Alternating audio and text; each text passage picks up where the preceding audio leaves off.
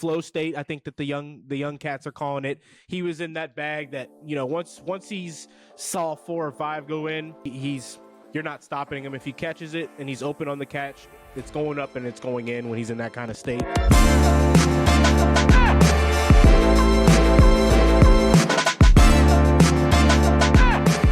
Welcome in, everybody. It's the Starting 502 podcast featuring Roman Kelly and Jake Hook, of course.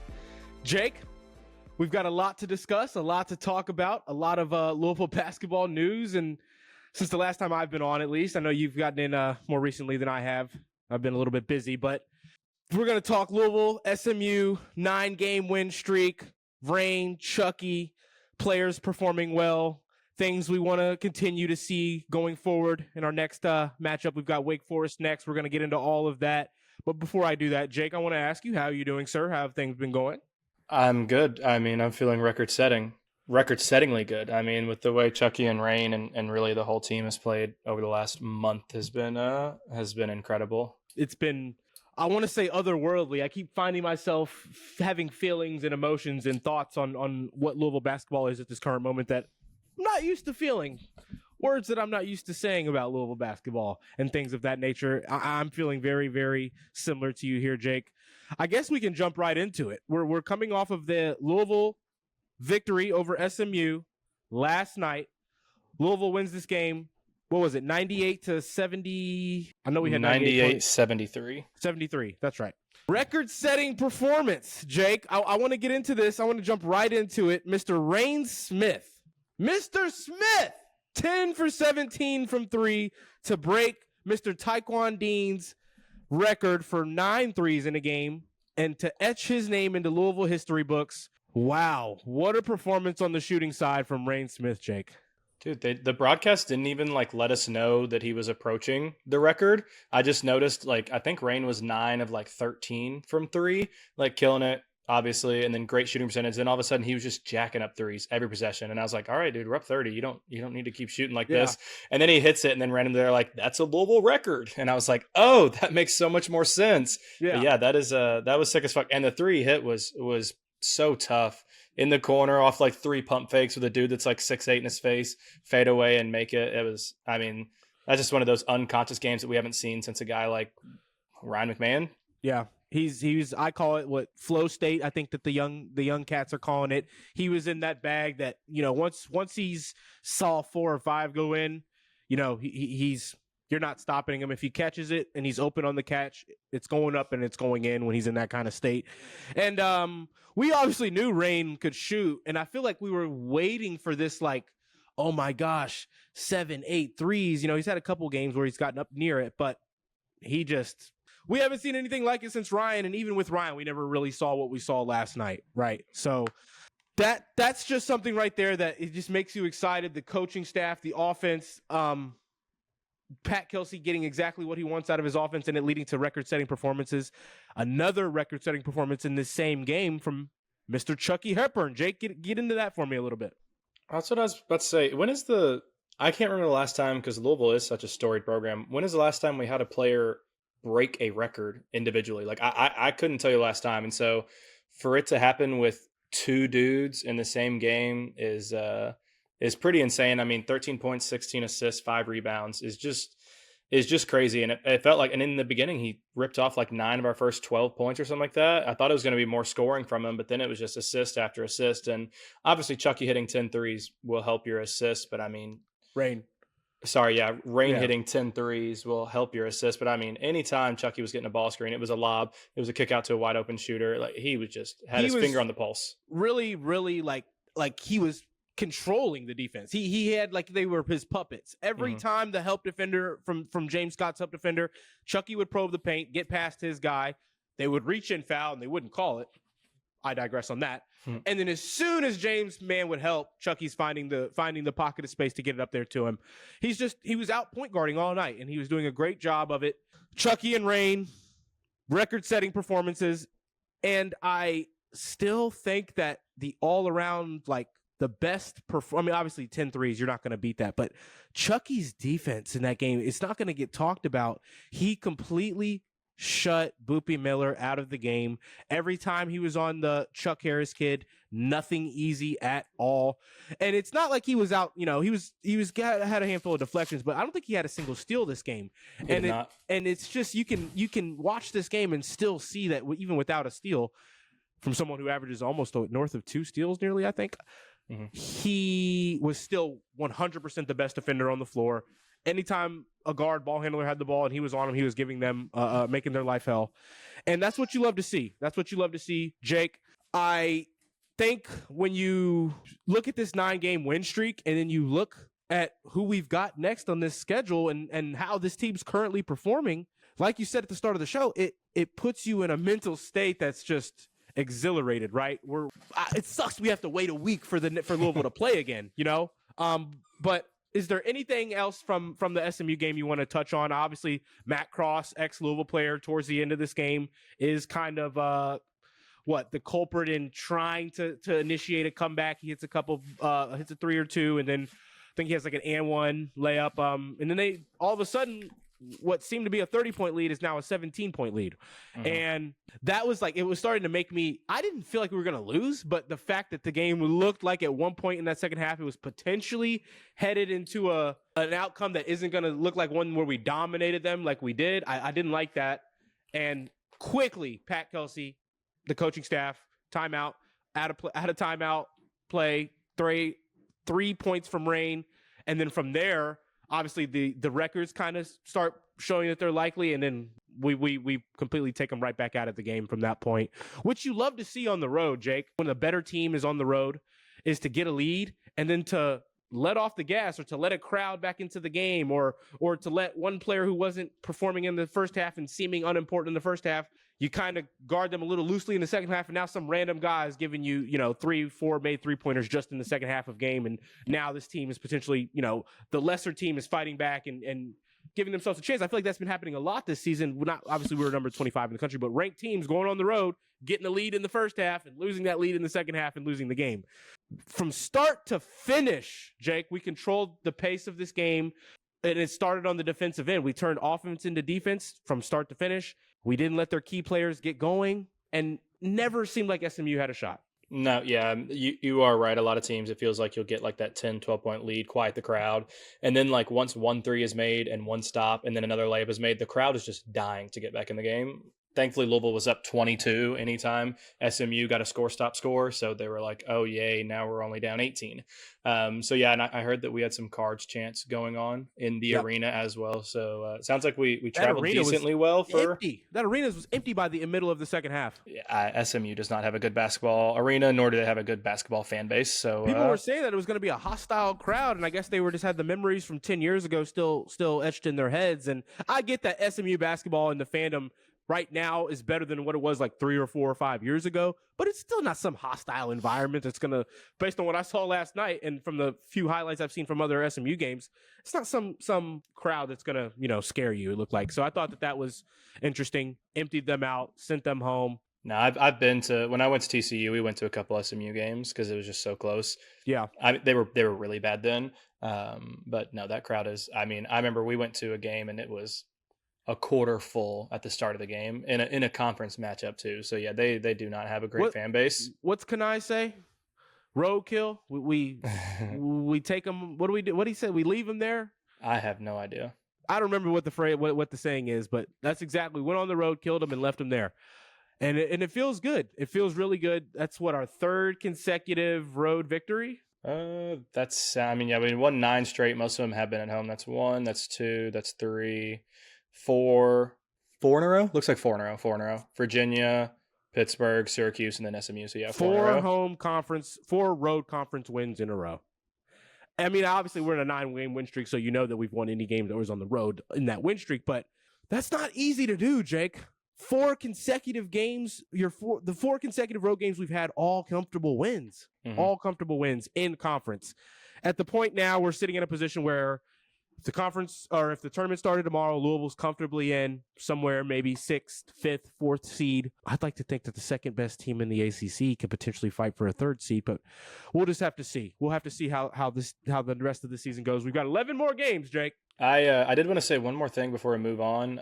James Scott, I believe season high on points, 16 Yep. points, and he hit a 3, which was Chucky's 16th assist, by the Yep. way, like as the buzzer sounded.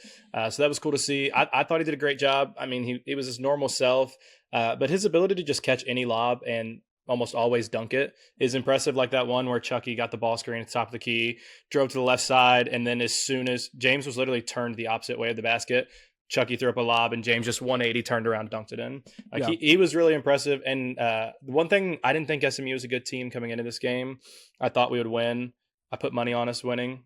And so that made me happy. But I was concerned about their size, especially with that Samet Yigatolu guy who's 7'2", and who's like 265. So I was worried about that. And I thought James did a great job on him as well. So shout out James. I know the two big names of the game are Reyne and Chucky, but I thought James played probably his best game of the year. Yeah, he did. He's just active offensively. He's watching the ball. He knows he's at this point in the season, you can tell he knows exactly where he needs to be in whatever set is being run. He's screening hard and he's not turning the ball over. Just all obviously it wasn't needed of him to be heavy on the glass this game. Wasn't really having to attack the glass at a high rate, but like you just said, 16 points. He goes 1 for 2 from 3. He actually had an attempt like a minute before, two Louisville possessions before that, where it was the same exact thing. He was too open not to take it with no closeout kind of a situation, and you're up big. Why not let it fly? Why not let it fly? I'm not mad at it. James Scott making a 3 to give Chucky Hepburn his 16th assist. For the record, you're totally right. I don't know why I didn't address that. Bad shooting night again from Terrence Edwards Jr. as well. 1 for 8 from 3, 2 for 13 from the field. He did have 5 assists. He knows that when you would think that he knows when his jumper's not falling. He clearly did not know. No. He was confused. He still shoots it. He kind of feels like it's still going in when it's not. In the last couple games, that's been the case. But at the same time, Jake, they weren't bad shots. A couple of them were open. So yeah, I was fine with a couple, like the first few shots. After like the 4th or 3rd missed step back off the dribble 3-point shot, I was like, okay, let's do something else. Let's give the ball to somebody else, because Javon's hitting threes, Reyne is hitting threes, Chucky's hitting threes. Fuck, James Scott is hitting threes. Not at that point, but Kanai is hitting threes. Like, everybody else in the team is shooting really well. Keep passing, keep defending, stop forcing off the dribble, step back 3-pointers. If you got Boopy on you, go to the rack. Yeah. You know what I mean?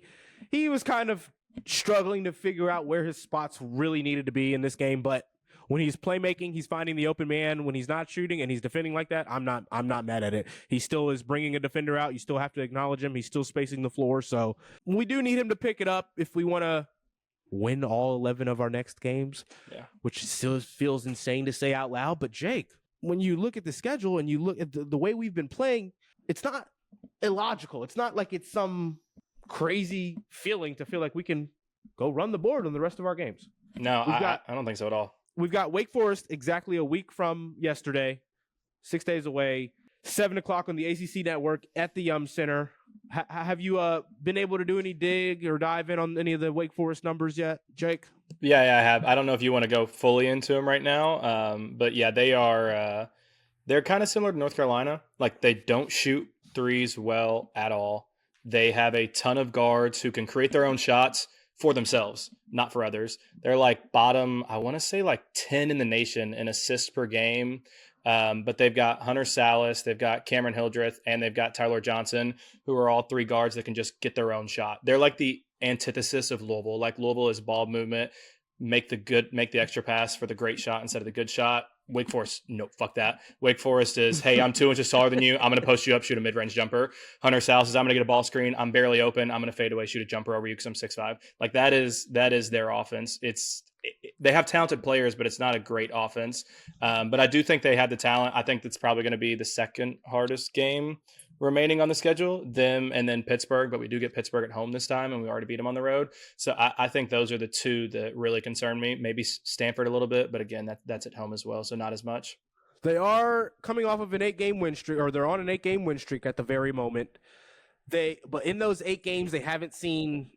That is likely to change. Yeah, any tournament teams in those 8 games, except maybe North Carolina last night. They did get the win against North Carolina by 1 point on their home floor. That's a good win for them. They needed that win if they're going to want to, be one of those teams that's fighting for a spot come March. But Jake, they've got Duke this Saturday at home on their home floor. Not mad at them having to see Duke before they see us. Yeah, no, not going to complain about that whatsoever.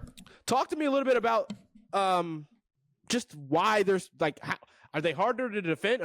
Is it because the teams that they're playing don't have defenders for the play style, the guys that want to get downhill and create their own shots? Like you just said, it feels like every time I see a Wake Forest clip or a highlight clip from a win that they've had, it's like one pass and a player's driving to the basket and getting a bucket. Or one player's like the only assists come to dump offs to their bigs down low, and all of their guards have the ultimate green light. Yeah, that is what it is. I found the stat. They 11.4 assists per game. So that's 322nd in the nation out of 355 teams.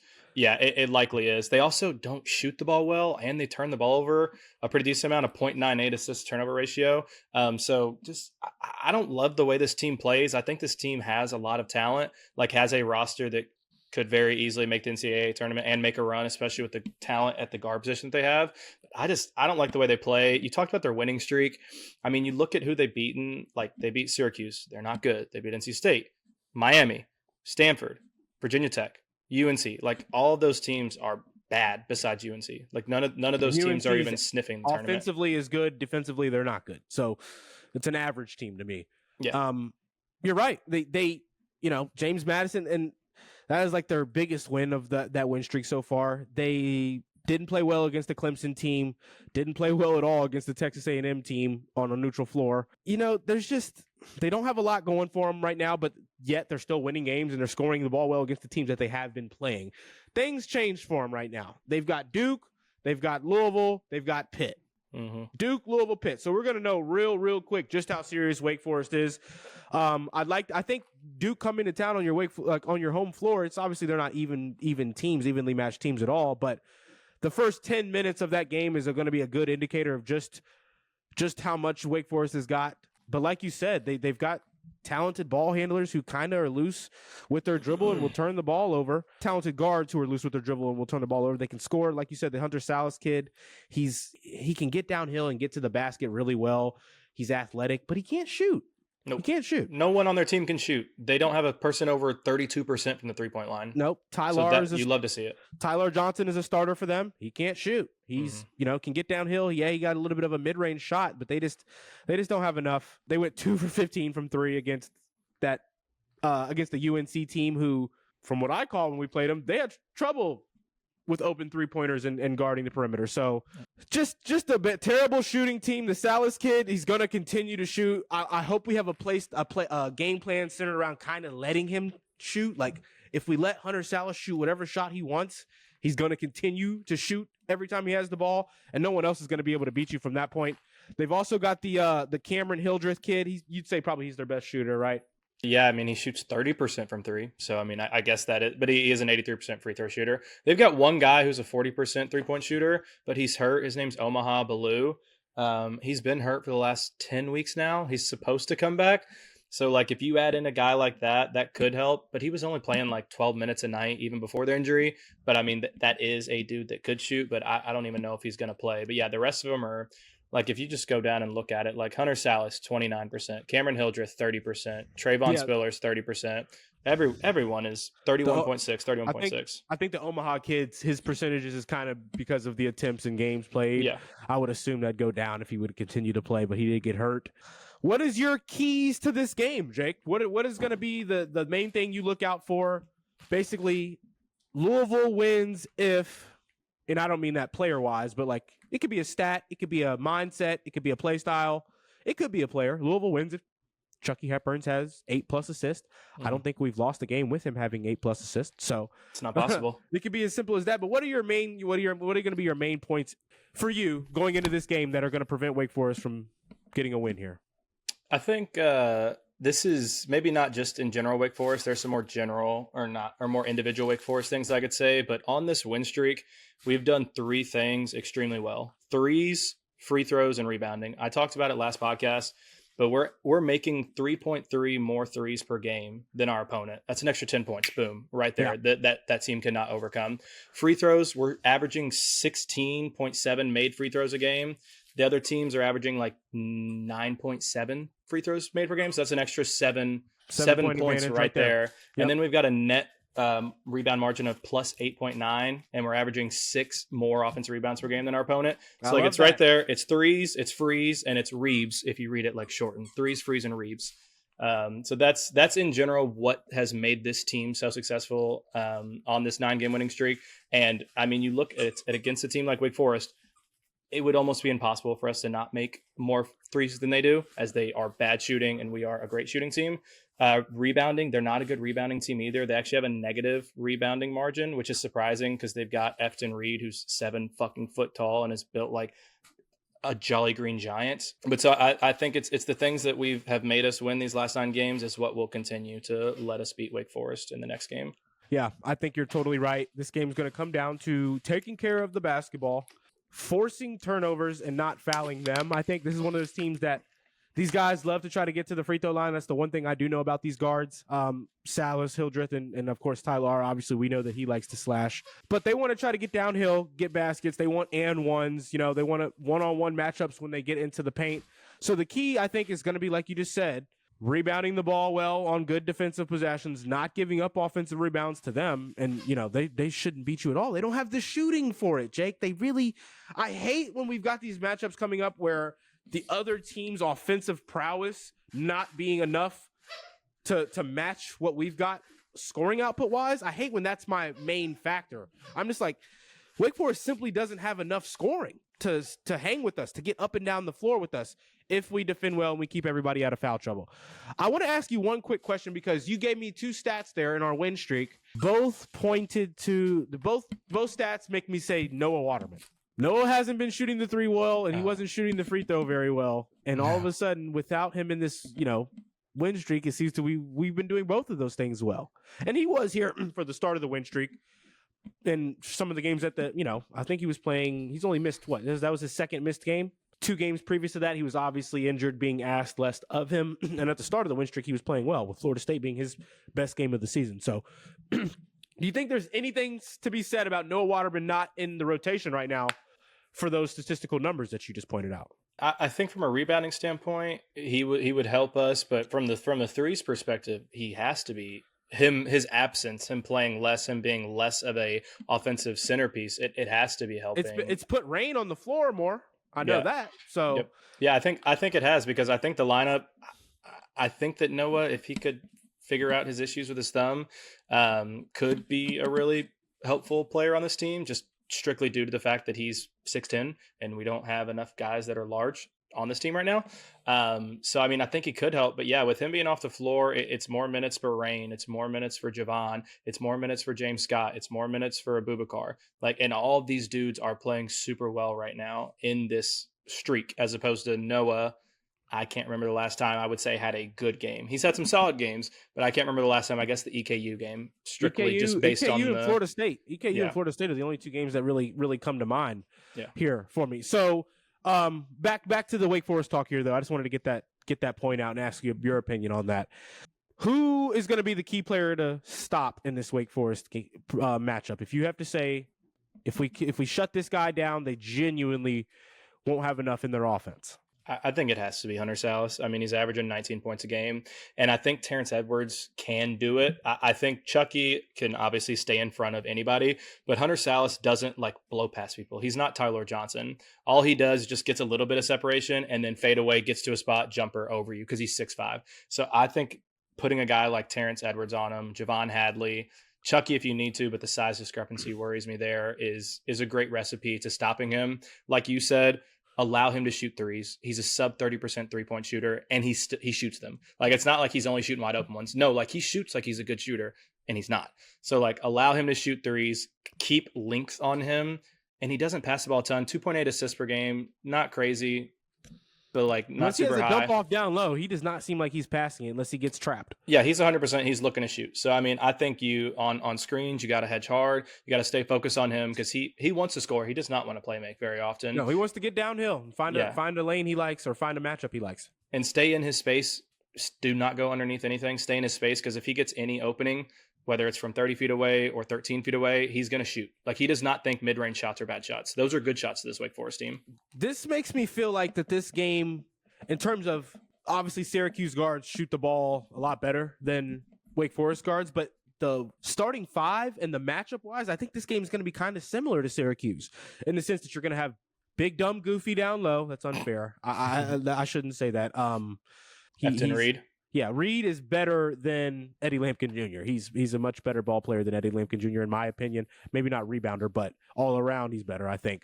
But it's going to be the same kind of a matchup out there. I think you're going to have the big guy down low. You're scoring first primary ball handlers, kind of like the JJ Starling kid. And if you can shut him down, their offense can't operate the same way that it's used to. Wake Forest, I think, has been playing well because the Salas kid gets going, and then you give so much attention to him, and then either the Hildreth kid gets going off of that, or Tyler, one of the other guards gets going off of Salas playing well. And if you prevent one, I think this is just a team that doesn't run a lot off the ball. They don't have a lot of off-ball movement because they don't have shooters. There's not a lot of off-ball screening. Don't get into foul trouble, man up, and you shouldn't have to worry about this team outscoring you at all. Yeah, no. And the only thing that I noticed, I rewatched their UNC game because obviously wasn't able to because it's going on at the exact same time as our SMU game. Efton Reed, I think, had like 5 assists in the second half, and he doesn't particularly get a lot of assists, only like 1 a game. But they were doubling him as soon as he got the ball in the post because North Carolina's not very big this year, which is odd for them. But he is a good passer in the post, so I'd rather Efton Reed go one-on-one with James Scott, a little stab down like we were doing in the SMU game. But I think doubling him would be a mistake. But yeah, I agree with you. JJ Starling compared to Hunter Salas, they don't play the same, but they are that star guard that kind of scores for the offense. And if you shut him down, he's gone. I think it's similar. I think Wake Forest is a little more talented. Cameron Hildreth is a guy we haven't talked about. He's 6'4". He likes to post up as a guard, shoot fadeaways, drive to the basket. Again, not a good shooter, kind of similar to Salas. So that is one guy that if Chucky is on Tylor and Terrence Edwards is on Hunter Salas, who guards Hildreth? Because I don't think Reyne is that ideal matchup, but I'm guessing he's going to have to. And Hildreth loves to post up and loves to drive to the basket and attack. Yeah, I think almost if Hildreth is going to try to live in the post like he did against UNC, I think Javon Hadley, I wouldn't mind Javon Hadley being on him. I think but the issue is you don't want Reyne Smith on Tylor because then I think that's just not an athleticism matchup you really want. Reyne will have trouble staying in front of Tyler, and you don't want Tyler getting downhill. That's about all he's really, I'd say, good isn't enough, but elite is too much. But he's really good at getting downhill and adjusting his body and finding ways to get shooting angles up. He didn't do well against UNC. I think the Cadeau kid kind of gave him trouble defensively, but you're totally right. I think, but like I said, the one guy, I guess, just going off these matchups that I would be worried about would be Cameron Hildreth, just because I don't know who takes him. But if you make Hunter Salas take 15 shots to get 18 points, if you shut down Tylor and his playmaking ability, if you don't allow Efton Reed to score a lot, which he doesn't already, I'm fine if Cameron Hildreth gets 15, gets 16, gets 20. That's okay with me. We can live with that, and I don't think we'll have an issue with this team. What about the Spillers kid? We haven't mentioned him at all. He's athletic, can't shoot, 55% free throw shooter, 30% 3-point shooter. He's 6'7", listed as a forward, but really plays as a small ball 5 whenever Efton Reed's not out there, or just their 4 whenever he is. Athletic, strong, not super talented from a shooting standpoint, but a guy that I think Louisville could struggle with, because I have noticed whenever we play those athletic longer wings, it seems like that's who hurts us. What was that one guy's Jalen Moore from Oklahoma, number 14, if you remember him? Yeah, he was crazy athletic. We struggled against him. And then the guy for Virginia, Elijah Saunders, strong, athletic. We've kind of struggled with him. Granted, we beat the fuck out of Virginia, so it doesn't matter. But those kind of guys do worry me. So yeah, I think there's some cause for concern with him as well. I'm not really worried about him though. You know, I know that's an athletic, kind of stronger guy that plays down low. That's another one of those. Well, just having Noah out there to throw the body at him and just be a heavy body down low, because these are not the kind of big men that are going to be stretching the floor at all. That's one of those games where Noah defensively usually would play, like, it isn't a liability for you defensively when he has having to guard out on the perimeter at all. Wouldn't mind for him to be out there just to throw a body out there, but also don't mind him having a whole extra week of rest. And then is he expected to go? I mean, I know I saw obviously he's missed the last 2 games, so we got a week off. I was hearing that there was a chance he was a game time decision for SMU, according to Pat Kelsey. So I would assume he'll be a game time decision for Wake Forest as well. This week break. Stupid. You like it or you hate it? No. Not as a fan, as someone who watches the team. I mean, I guess in the sense that Noah is hurt, it allows him to get healthier, that we might be playing better without him. Chucky's back was potentially giving him issues, maybe. Yeah, so I mean, it can't hurt. We did just go through the hardest run of our schedule, so getting a week off is not the worst thing in the world, especially as we go to prepare for these last 11 games of the year. Yeah. And second hardest opponent remaining on the schedule with a week to prepare.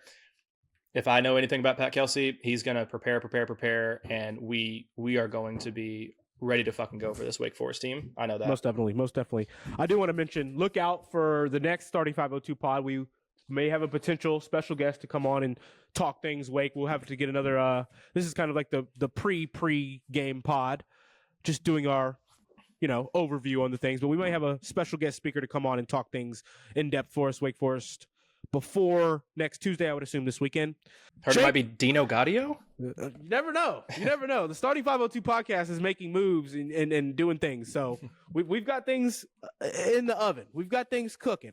Jake, I want to go talk here to you as fans here, and just as basketball junkies who love Louisville and love what we're seeing right now.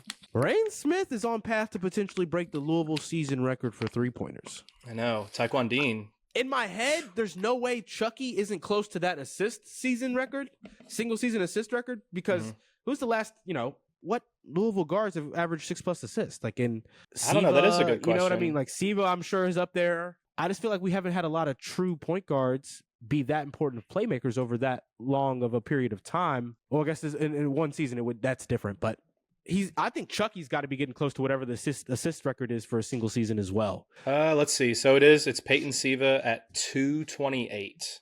That's a lot in a season. So that was the 2012-2013, so the year that we won the national championship. So what is Chucky averaging right now? Like 6 assists a game, give or take? 6.4. Okay, so 6.4 times, I'm just going to say 35 regular season games, would put him at 224, would put him 4 behind Peyton Siva. So yeah, I mean, he's definitely, and I don't know if that includes the postseason or if that's just a regular season record, but yeah, he is close to doing it. And I mean, he has 127 right now. Mm-hmm. He has 127 right now, and he finished last year at Wisconsin with 137. Just criminal misuse of Chucky Hepburn. What the? Oh, I wish we could have got Pat Kelsey and Chucky a year sooner. Jeez. That's what the transfer portal was made for, when realizing that you're not being utilized in the right way and that's seeing the your one opportunity. thing I'll never be mad at about. Like, I'll always think that the transfer portal is a plus, and having players having more fluidity now to move, it's always going to be a plus. I just hate it for the sake of players leaving Louisville. Yeah. So look, hey, third record. I'm just looking at it right now. Can you take a guess who else might be a record breaker on this team?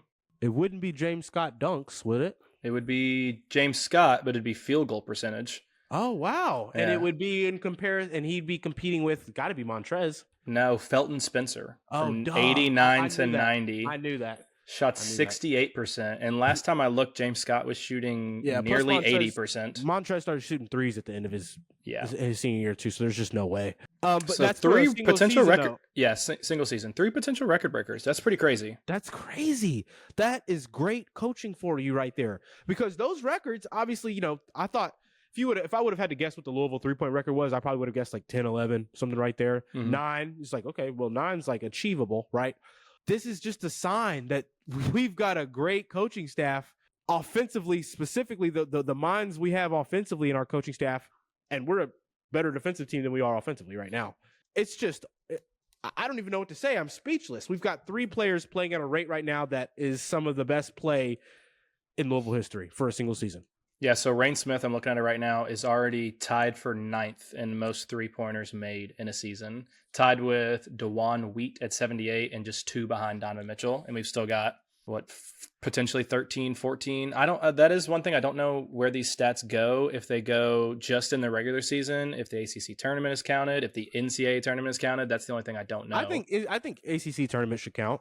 Yeah, I would hope that it would, but I don't know for sure. And I can't see how they decide to score that. But yeah, I mean, if you include ACC tournament and NCAA tournament, then I think we're guaranteed we're looking at one record breaker with James Scott and field goal percentage. I don't think he's going under 68% unless he starts getting addicted to 3-point shots. That shouldn't happen. I can't imagine it would. So yeah, I think we got a good chance. That's crazy. I mean, that's just like you said. That's such a sign of good coaching to have 3 records potentially broken in your first year ever at a school like Louisville. That is crazy. Now let's look into this Reyne record real fast, just before we could move on to the next point. What do we have the math yet on what he needs? How many he needs to make? He's at 78, right? Yeah, he's at 78. So Taekwon hit 120 something in a regular season. 122. So he needs to make 44. And we've got 11 regular season games, so that would be 4 a game. But if we're including the ACC tournament, that could be an extra 2 or 3. So, I mean, say it's... I don't see him going another game out of these 11 hitting less than 3. So it'll be right there. It'll be right there, Jake. I think he'll get right there. And if he has one more a couple performances with 6 or 7 or 8 even, I think he could definitely reach it as long as he keeps getting those 4 in each game. So, yeah, I mean... 4 game in the regular season, and he's tied it.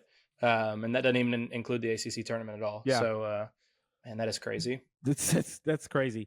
Jake, next thing I want to ask you, is there a way, is there a outcome out there or a outcome for a game that could potentially lead to a Louisville loss? What could lead to a Louisville slip up? Shooting like 15% from 3 and shooting 30+ threes. I was looking against the team that's shooting what?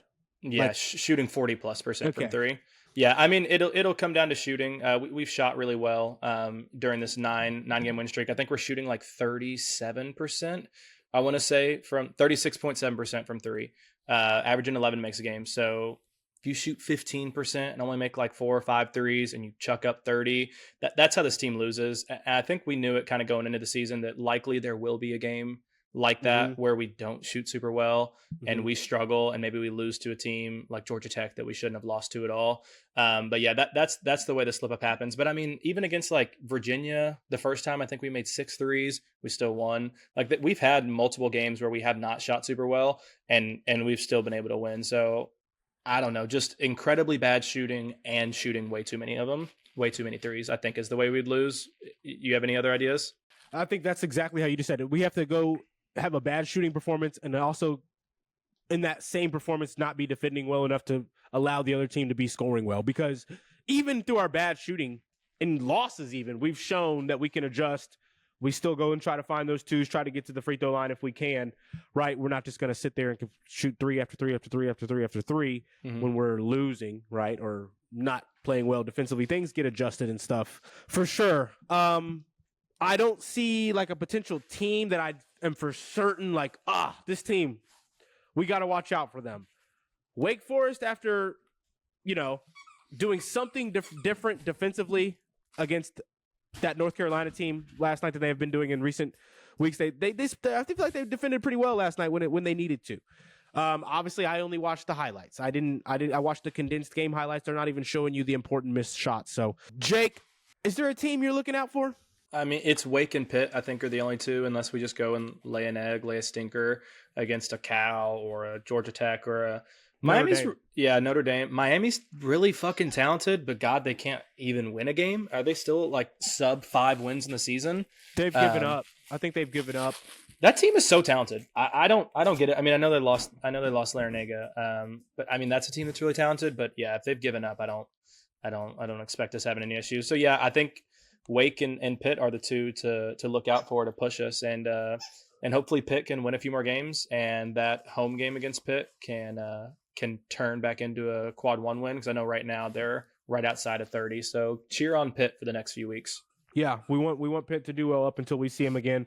Notre Dame has the roster to potentially scare us, but the performances and the way they've been playing, I'm not really scared. I just know they've got some bigger, tall, athletic guys, and they've got a good coach in Shrewsbury over there who seems to understand ACC play, improving his team from last year to this year, it looks like. You're right. I mean, Florida State's going to be a team that has the athleticism to potentially guard us, but they got outcoached. We outcoached Florida State. They just don't got it. They don't have it. The big man, Ewan, or whatever his name was, I feel like he's the potential factor on their roster that we had to be scared of, and we shut him out of the game. He got his couple of and ones, and he rebounded well, but we didn't let him have his way at all. Forced a couple of turnovers. So I'm just not really worried about anybody going forward. I'm worried about us having a bad night. Yeah.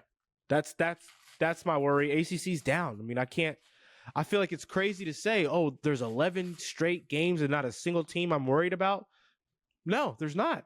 I'm sure you've looked at Ken Palm. I didn't see any of these till today. I don't have Ken Palm, but like the going forward, the next closest spread we have, I think, is 6. Might be 5, but I'm pretty sure it's 6. I already can't even remember who. Yeah, I mean, I think it's Pitt. I think Pitt. We're gonna be. I think we're a 6-point favorite against Pitt at the moment, according to Ken Palm. Obviously, we don't. The lines for that aren't out and won't be out until that week. But I mean, how many NCAA tournament teams are in the ACC? 4 probably. Like if I set the line at 4.5, would you take the over or the under on that? I would take under. Yeah, I mean, you're looking at what Duke, Louisville, I think are your 2 locks for sure. And I think Clemson and Pittsburgh, I think, will be in for sure. So those are your 4. Does a Wake Forest, does an SMU, does a UNC get in? SMU, I don't think SMU is getting in. I think we just showed that they're not good enough. I don't think they're gonna be in that area come towards the end of the season. Mm-hmm. Wake Forest, we're about to know. This Saturday, next Tuesday, and then the Saturday after that. Those are the 3 hardest games on their schedule. We're going to know real quick about Wake Forest. My answer is going to be no. You've seen more from them than me and have seen the numbers better than I have, so I can't say for sure. I just know based on the roster, right? It's tough, Jake. Yeah, I mean, if I set the line at 4.5, I would probably take the over just because I think Duke, Louisville, Clemson, Pittsburgh are guaranteed in. And then either Wake Forest, UNC, or SMU or Florida State figures it out like that. I'm figuring that one of those teams will figure it out. Yeah, that's a good point. One of those teams should figure it out.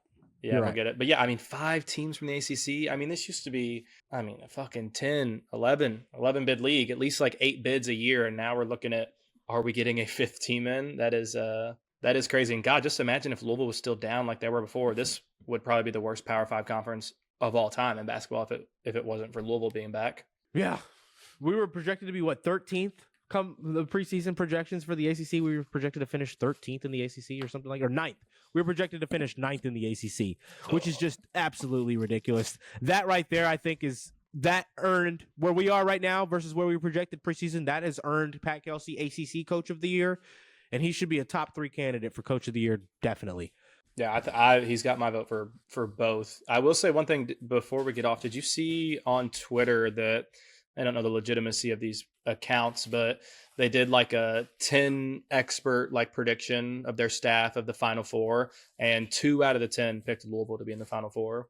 And I don't want to get ahead of out in front of my skis or anything because I don't even know if I believe that we're a Final Four team. It, Jake. Let me hear it, Jake. No, I don't think. I mean, we're good enough. Any team that has coached this well, has the guard play that we have, and can make threes so we can make the Final Four. But I would feel stupid just stumping out here being like, this is a Final Four team. I think it's hot take right now, Jake. I think we could beat Tennessee right now if we played them again, and I think we could beat Kentucky right now if we played them again. I think Kentucky, yes. Tennessee still no. They're the number 1 team against 3-point shooters in the nation. They're so fucking physical. I don't think we lose by 20 like we did. I don't think we get shit pumped. But I don't know, man. But again, Tennessee does Chaz Lanier shoot well? Yes. They're almost unbeatable. No. They're anybody looking for offense. They're looking for offense without him. It's anybody that can score 60 can beat them. Yeah. That's costed them. But you're totally right. And the chances of him shooting better versus not is just it's not high enough, right? Yeah. Or it's pretty high chance of him shooting well. So yeah. But I still the last couple games that they've played, last 4 or 5 games, they've just shown that they have weaknesses. But you're probably right there. Duke still to me is just they've got too much size and athleticism, but they don't have enough guard play, which I think that there's a matchup out there that can beat Duke for sure. I don't know if Louisville has it. I think we just have to shoot extremely well to beat a team like Duke, and you can't let. I mean, we didn't let Knipple go crazy. Like we played them very, very well in the first half. I don't know. That's the team to me that right now I just think Louisville. I don't want to see again as a Louisville team. I want to see Kentucky again. I wouldn't mind seeing Tennessee again in Yum, in the Yum Center again, but. You're probably right, Jake. This team is if we defend well, we don't turn the ball over, and we get good shots. We can play with anybody. Yep, 100%. And I think it's amazing where we're at now because I know we started the season higher than most on this Louisville team, as most Louisville fans were. But like we thought this is an NCAA tournament team, and that's kind of where I laid the line. I was like, I think this is a tournament team. I'm not going to say any more than that, but I think we make the tournament. And then as we saw them, I was like, shit, this is a tournament team for sure. Then we get hurt, and I'm like, damn, I hope we make the tournament. That'll be a win. And now all of a sudden, I'm like, second weekend. Yeah, second weekend. Yeah, for sure. Let's go take a trip to Lexington. Like, let's go do something. We are going to Lexington, Jake. If we can make that happen, for sure. Yeah, get some live coverage of our Cardinals in tournament action. That's just gonna be. Oh, it makes me feel a certain way that I haven't felt. Like, I've been trying not to say this, but I genuinely don't think I've felt this way about the Louisville Cardinals as a grown man. I'm 26 years old. Yeah, as a grown man, yeah, 2014 is probably the last time, because what is that 2016 team that got the tournament pulled out from him? 17. I loved that team. That was the last team where I feel like I knew everything about every player. You know what I mean? Yeah, but the excitement wasn't, to an extent. The excitement still can't match this, because we knew, okay, once the regular season's over, once the ACC tournament's over, we're done. Like, so there was not this potential for a Final Four or a national championship or something like that. So yeah, I think you're right. Probably like that team was competitive enough and good enough to potentially go do something in the tournament too. That's what made it sting so much. But yeah, so probably 2014 is the last time I felt this excited. Yeah, 17. The way I felt about the 2017 team and what they were capable of is very similar to this, but this is just a tier up from that. Right now, Jake, if you had to guess, if I put a rubber band gun to your head, what seed do you project Louisville being in this NCAA tournament if everything goes well these next 11 games? I say go well. Let's call go well. We go 10-1 in these.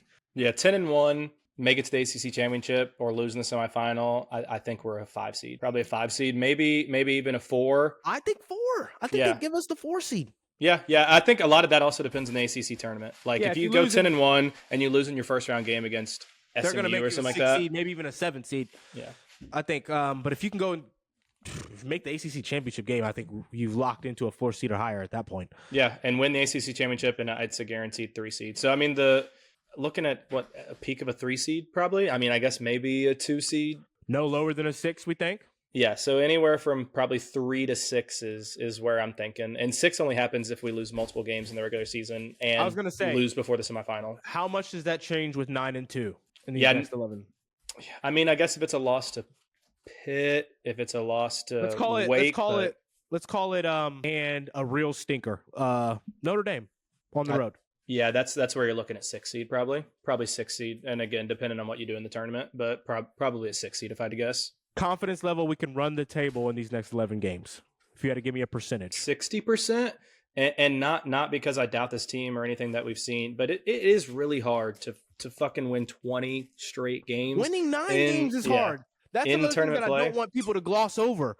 What Louisville just did in these last 9 games is extremely, extremely difficult. The amount of game planning, the amount of homework, and then not to mention that you had to have an effort level at each one of these games at your maximum and stay locked in through the entirety of these games. And we did so. I'm just not worried about our ability to get up for games at all anymore. I wasn't worried ever, but you obviously had to question it with so many new guys, a new coach, all playing in a new conference against new teams and players that they've never really been up against, right? So there was just a chance of it not going how you would want it to as a fan, and this team has shown that it can get up mentally, effort, game plan wise. They're all locked in every facet for any game, so it's just hard to feel like that we're going to go into any game unprepared. My confidence, I'd say I'm about a 70%. I'm a little higher than you just because I'm really Terrence Edwards and Chucky Hepburn, what they are as a duo defensively just gives me the utmost confidence going forward. I'm at about a 70% chance that I think we could run the table. Like you just said, it's nothing from really Louisville's side of things. It's more so that's 11 different times you have to go out and try to win. That's not easy to do. You know, these teams are going to have more film after these last few games. The weird thing about that is I don't think you can't really game plan for Louisville. No. I mean, like, I think we just had 6 guys score 9 or more points in the game, and we've done that multiple times. It's not always going to be Reyne. It probably is always going to be Chucky being involved, but then you don't know, is it going to be Javon? Is it going to be James Scott on the roll? Is it going to be Terrence hitting threes? Like, you don't know. Is Chucky going to be a scorer? Is he going to be probing the paint and playmaking? You really have no way to, and he's taking what the defense gives. He's deciding that based on you. So, and honestly, even if you do game plan for like, hey, we're going to shut this guy down, Pat Kelsey's ability to run half-court sets gets anyone open. Like for Reyne Smith to be able to shoot, what did he shoot? Was it 18 threes, 17 threes? 17 threes. And oh my God, it felt like 80% of them were open. Only the last. I was literally about to say, I can only picture like 2 in my head that weren't open. Yeah, only the last few weren't open. After he made 6 threes, SMU's coach, Andy Enfield, was like, hey guys, let's not let the white kid shoot again, okay? And yet he is still wide fucking open because we're looking for him in transition. That is a highlight of his system. We are getting off-ball screen set for him nonstop. He's moving nonstop. So like, even if you do say we're going to shut this guy down, I believe that Pat Kelsey is such an offensive mind that he's going to be able to just be like, okay, you still can't stop me. You know exactly what I'm going to do, and you still can't stop me. You're right. Jake, is there anything else that we haven't touched on? Anything else we haven't addressed? Anything we think we need to get the listeners out there some information and any opinions, any feelings that we've not touched or addressed on? I don't think so. This team has Churchill Bass. I don't know Wake Forest. I don't know if people remember he was hot on the streets. We thought he was coming to Louisville out of NBA Africa. Was not very good at DePaul. He doesn't play very many minutes now for Wake. He plays like 7 a game. So I think that's one that even if we would have gotten him, he would have transferred out already. They've got Tylor. I don't think there's anything else. I mean, Louisville has me in my flow state. I feel dangerous right now. Like you can't talk to me right now. My house could catch on fire right now, and I'd be like, you know what? I got home insurance, and the Cards won 9 straight. Like I don't care. You can't talk to me right now. Don't give me a basketball right now. I'm shooting it, and it's going in. I feel like I am Reyne Smith, which is just that we're back, and I'm saying the Cards fans are back. Mm-hmm. Like we're back to feeling this way about our team and what our team can go achieve going forward. And I'm really starting to realize that not only did we just shift away from what is probably the worst state of the organization we've ever been in, we shifted into not being, we're back to being a good, relevant. We're past that already. We're in that elite. There's only a handful of teams in the country who can beat us. We went from reverse to 5th gear in 3 months. Typically, you got to go 1, 2, 3rd gear, 4th gear. No, we just said fuck it, reverse, fuck the clutch, and 6th gear. Yeah, immediately. So it's been incredible at this point. I think it's guaranteed that Pat Kelsey was the right hire. Was not the first choice, but was the correct choice, and definitely is going to be at Louisville for likely as long as he wants to be at Louisville. I think you're totally right, Jake. But that's it from me, Jake. If you've got anything else, I think that's gonna wrap us up for tonight. Nah, just go Cards. Hate that there's going to be a week off, but hopefully excited for the next pod. I don't know if I'll be on, but I hope that we have an exciting guest for people to listen to that knows a lot about this upcoming matchup against Wake. Yeah, we should for sure.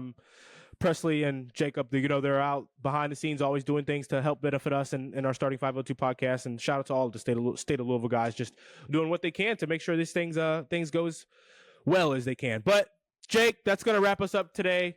This has been the Starting 502 podcast with Roman Kelly and Jake Cook. Presley Meyer will be back on with us here in our next pod, along with our special guest. And that's going to do it for us. Thank you all so much. Go Cards. Let's get that 10th win, baby. 10th win in a row.